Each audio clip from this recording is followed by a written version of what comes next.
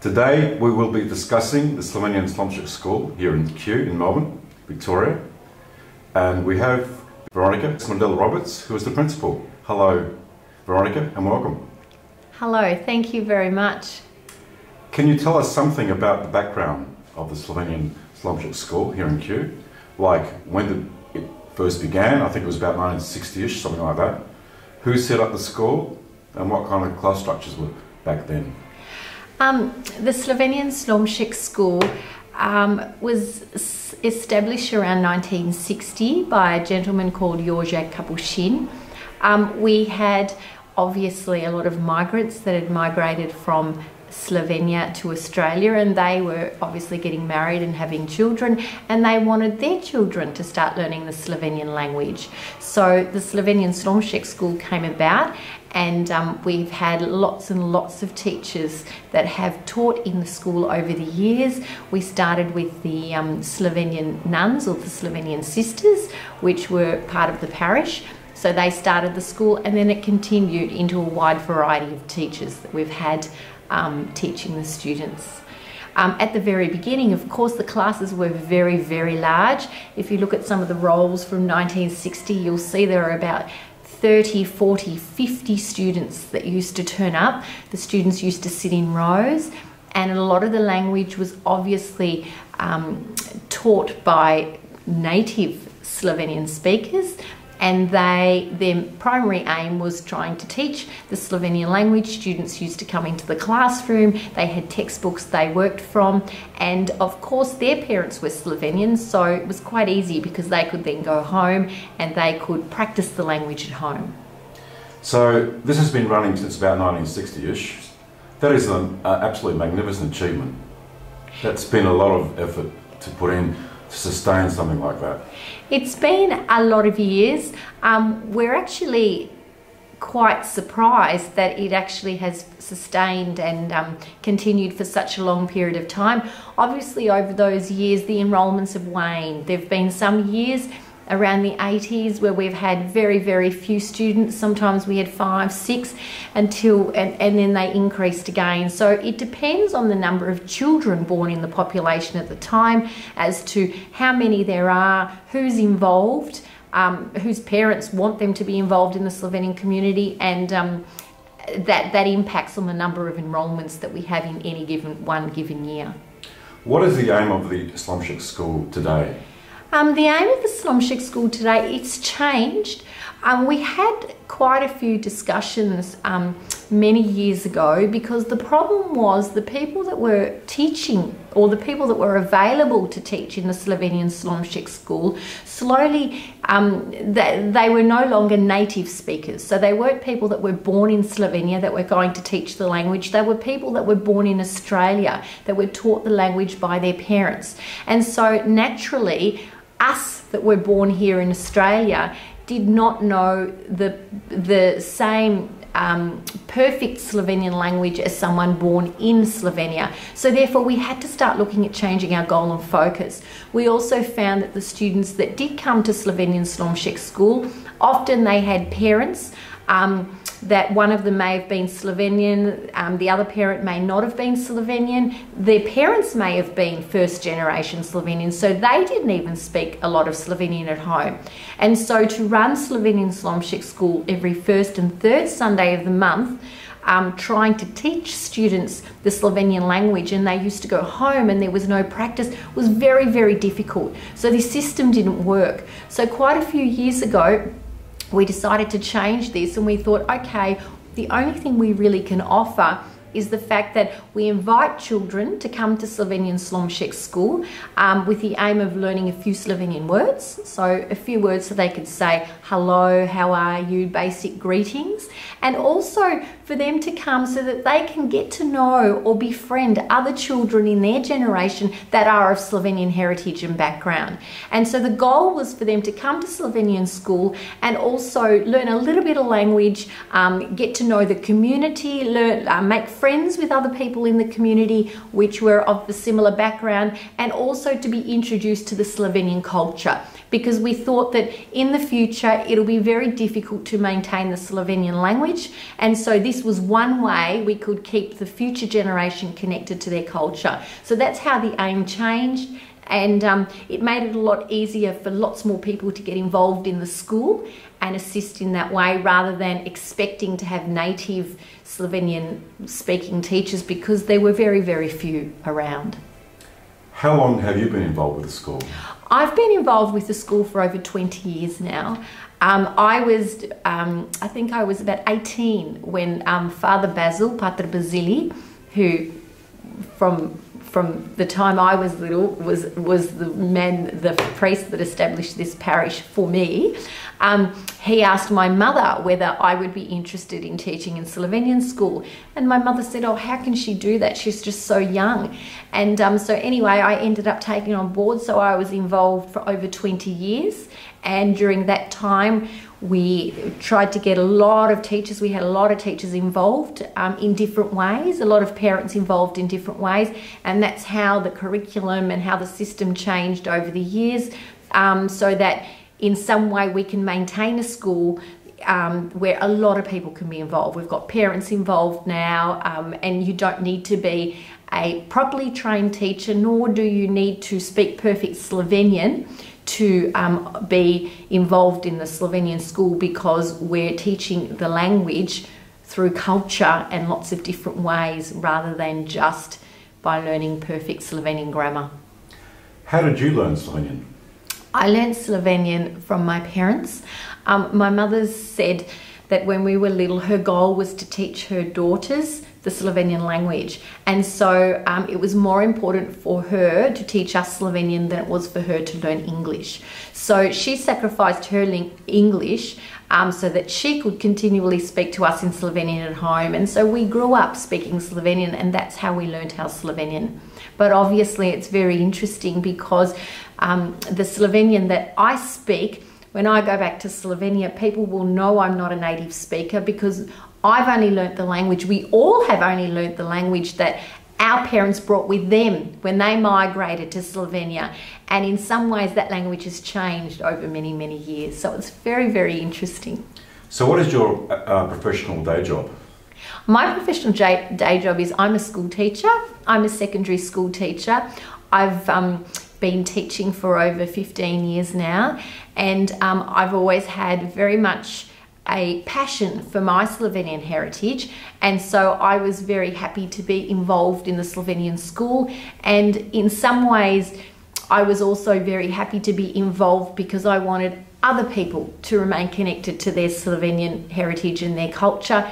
And so I was constantly striving to re-establish the Slovenian school in such a way so that we can get as many people involved as possible, so that as many people as possible can get to know their background, their heritage, whether they're first, second, third or fourth generation Slovenian. Have you attended any of the Slovenian language teacher seminars organised by the Office for Slovenians Abroad? Yes, I have. I think I attended a seminar, it was a while ago in 1992. It was over January, and I found it very useful. I have been invited back a few times. The difficulty is that we found, the people that attended during that time, was the fact that it was in January, which was our school holidays, but the seminar went into February, which was the start of our school year. And being a school teacher, it's very, very difficult to get the start of the year off. The other thing I found very difficult was the fact that we were together with the Argentinian Slovenian teachers. Now, teaching Slovenian in Argentina is very difficult, is very different than teaching Slovenian in Australia. And I thought it would be more beneficial for us to be able to attend seminars with teachers from America, because I think that they would have had the same language issues as we had. So from that perspective, while it was a fabulous seminar, I think that it was very difficult, I think, for people to understand some of the issues we have in teaching the Slovenian language here in Australia, given that we don't have the same involvement, I suppose, in language here in Australia as they do in Argentina. We're not as, the younger generation is not as fluent, that's what I'm trying to say, as they are in Argentina, which is a completely different culture to ours. So speaking of the Slomšek school today, how is the school structured? Do you have like one classes or more classes? Are there other teachers? How many teachers are involved? That kind of thing. We have another teacher involved at the moment. Her name is Julie Kurebogovic. She's got 2 young sons that she brought to Slovenian school many years ago, and she was very active. She was, as when she was young, in the Slovenian culture in Geelong, and she wanted to pass on her passion and her joy for singing and dancing, and she wanted to share that with the students in Slovenian school. So eventually, when we looked at the fact that we ran classes every first and third Sunday of the month, it was very difficult in this period of time to teach formal Slovenian language, and given the fact that we are a Slovenian school, part of the Slovenian mission here in Melbourne, we were asked to be involved in preparing concerts for Mother's Day, Father's Day, and for Sveti Miklauš, St. Nicholas. Now, in order to prepare the students for those concerts, we needed lots of lessons, and we only organised lessons for us were every first and third Sunday of the month. So we decided that we would teach the students language through the plays and the singing, and teach them culture through their dancing. So the Slovenian school these days has evolved, and all the parents are aware of this, that students will learn their language through the plays that they learn for the stage, through the singing or the songs that they learn culture through dancing. And we've found that this works very well because, as you know, if you want to engage students in any form of education, you need to do something that is relevant for them. And so by actually learning the language associated with the play that they're going to do, that they're on stage, becomes a lot more exciting and a lot more motivating. So we're finding this system works very well. So when are the classes held now? The classes are held every first and third Sunday of the month. And every third Sunday of the month our community runs a lunch for the community. We have a group of ladies that cook lunch for the community, and so we've done it on the third Sunday of the month because while the students are in Slomškova škola, the parents go downstairs, they socialise and they have lunch together. So first and third Sunday of the month. So what would you say are the key tasks for a Slovenian language teacher here at Slomšek? At the moment, you're in terms of what are the key tasks in general for a teacher, or the key tasks in general, yeah. In general. Well, at the moment, the key tasks for the teacher are basically preparing the students for the concerts, the 3 concerts we have during the year, and basically running regular lessons for students to get together, and through these activities they participate in getting to know their Slovenian language and culture. And often we have mass. We try to get them involved in the Slovenian mass. For example, for Easter, the students get involved in making butarice and they participate in the Palm Sunday mass. They learn how to colour Easter eggs.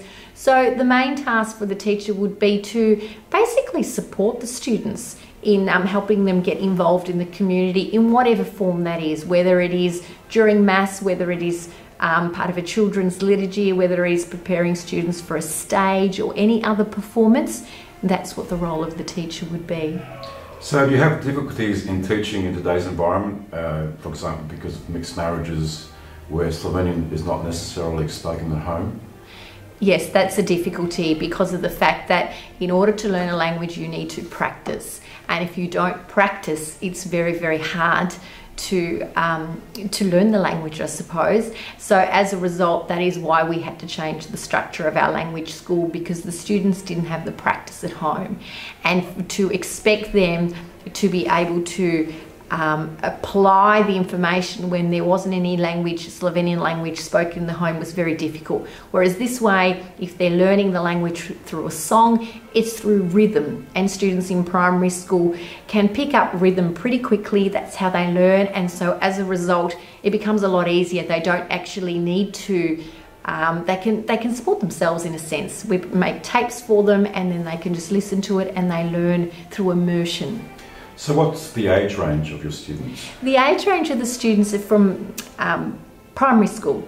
So We used to take students before the age of 5. We still do accept students before the age of 5, but we expect a parent to come into the classroom with them. We find that if they're not of school age, it's very difficult for them to focus. It's very difficult, obviously, for them to get involved and follow the instructions in the classroom. So from 5 till about the end of secondary school, we find that they tend to sort of wean off, so it's about 5 to 12.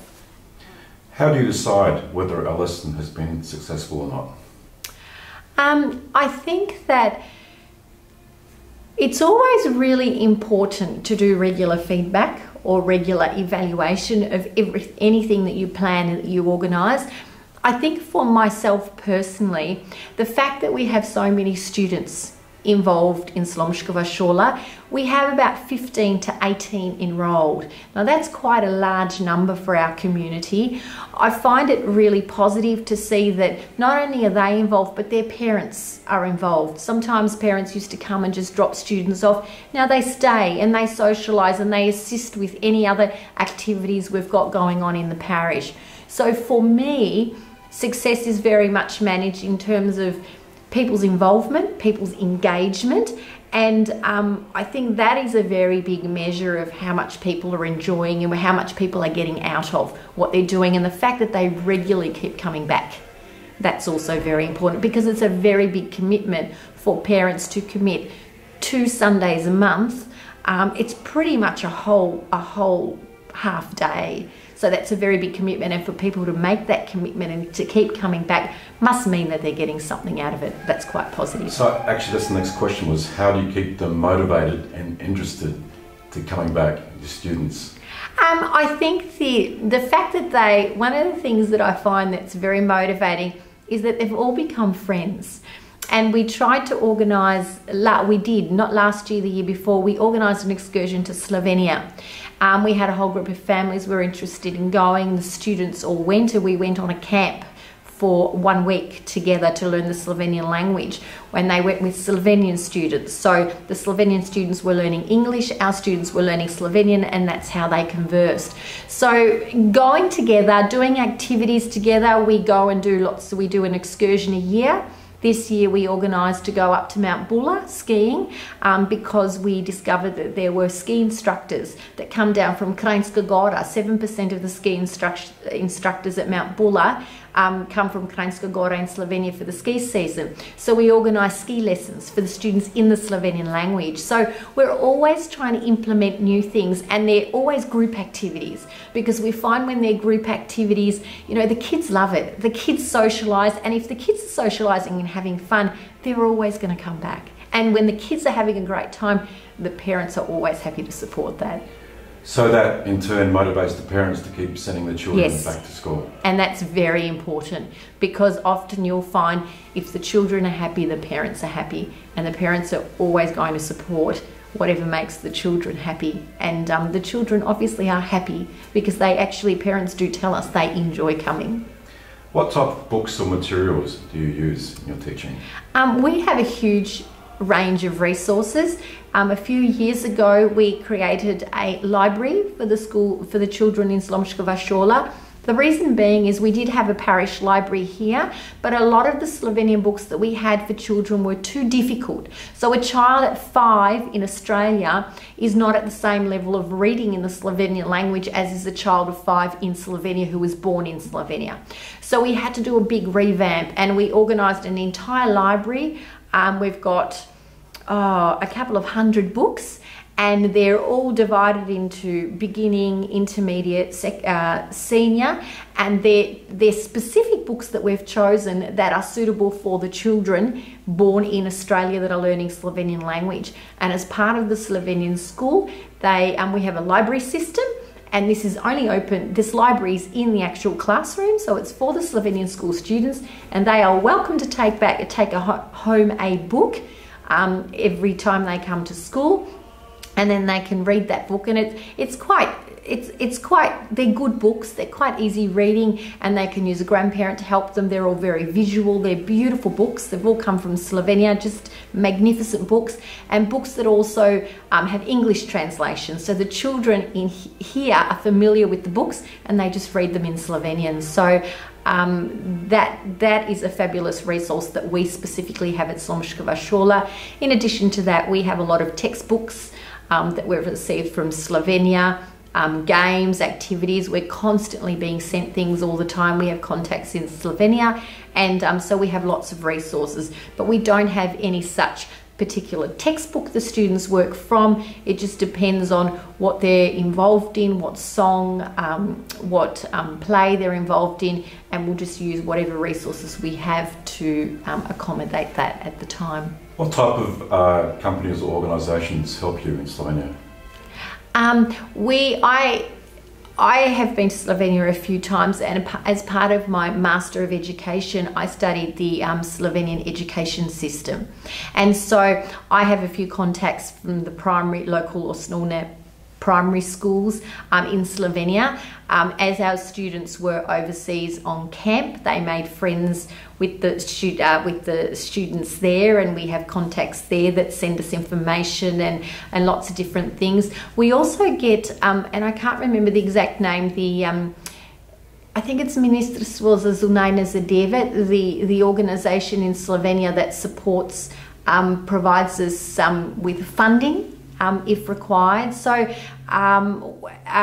magazines we get sent, I can't remember them off the top of my head now, but I think Maurica, and I can't remember them, but having been to Slovenia a few times and having had a few contacts, there's always emails that we're also getting through Pater Cyril in the parish that are asking us to be involved in activities that, you know, are connecting Slovenia and Australia together. Does the Victorian government help you in any way? The Victorian government did help us for very many years. We received funding under the Multicultural Schools Board. I can't remember the exact name, but that accreditation, we didn't follow through with the accreditation after a period of time, because in order to meet the requirements of the Multicultural Schools Board, you needed to teach a specific curriculum according to the VALS, which is the Victorian Essential Learning Standards. And as a result, because we changed our curriculum to cater for the clientele that we have, which is more involved in the singing and dancing, we didn't necessarily fall under that system, and so the accreditation lapsed in that particular stage. But we do receive funding. We do run fundraising activities in the parish. We run them twice a year. We have 2 lunches where all the parents of the language school prepare the lunches for the community, and that provides a lot of the bulk of our fundraising for the year. How do you see the Slomšek school in, say, 10 years' time? That's a very interesting question. I think the system that we have now is quite sustainable for the future. It was also designed in such a way so that you could have parents step in and take over a lot of the roles. We wanted to make sure that the way we ran the school, it wasn't dependent on one person, because I think these days people are just so busy, and to ask one person to commit, you know, so many hours a month, you know, running a school or coordinating a language school is a very, very big ask.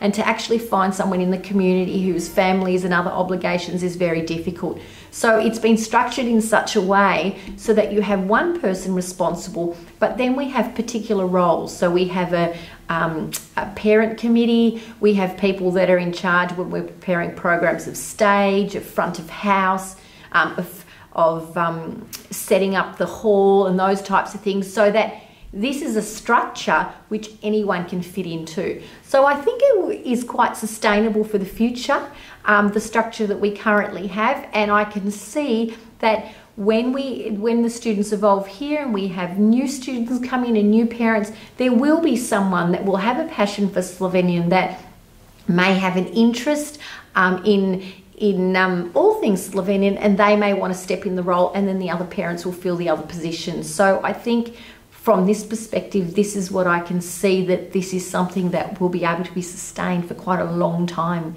into the future. Is there an ideal Slomšek school? Let's say finances were not an issue. I think what we have at the moment is pretty ideal. I don't know whether finances play that huge a role. I think that in terms of the resources that we use, and being a teacher myself in education, it's always been an area where there hasn't been a lot of money.